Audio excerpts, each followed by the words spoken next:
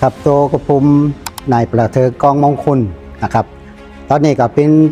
อาจารย์วัดหรือมักกะทายกวัดดอนใจนี่นะครับสำหรับวัดดอนใจนี่ประวัติของเปิ้นนี่แต่ก่อนนี่ชื่อวัดหน่อยอพยพมาจาก12บรรดาก็มีอยู่6พี่น้องที่มาก่อสร้างล่างปักฐานอยู่ที่บ้านดอนใจนี่เป็นกลุ่มของไตลือหลังจากนั้นก็ได้เริ่มขยายหมู่บ้านตอนนี้ก็มีอยู่ประมาณ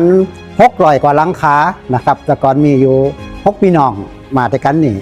มาอยู่ปากสร้างบ้านแป้งเมืองที่นี่นะครับสำหรับพระประธานองค์บนพุ่นนี่แต่ก่อนนี่เป็นวัดพระเจ้าขอกาดหรือ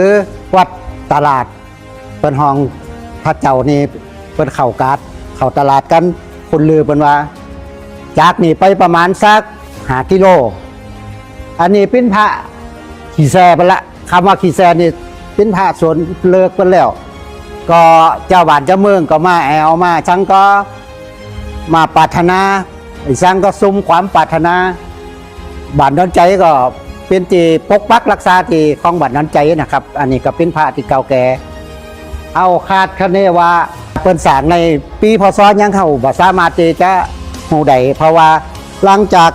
สมัยก่อนนี่เปิ้นผู้เฒ่าคนแก่เปิ้นว่าสงครามขึ้นมาปุ๊บแล้วก็เอาผ้านี่ไปไว้เป็นกลุ่มเป็นก่อนอันนี้ก็เปิ้นเอามือมดงามๆมันก็มือมดน่ะอันนี้ก็เป็นผ้าที่เปิ้นเลิกแล้วนะครับก่อนที่จะเอามานี่ห้าม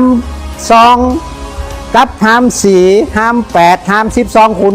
ถึงจะเอามาวัดบ้านดอนใจได้นะครับอันนี้ก็ขออัญเชิญ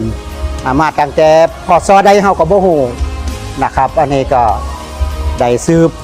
สานกันมานะครับ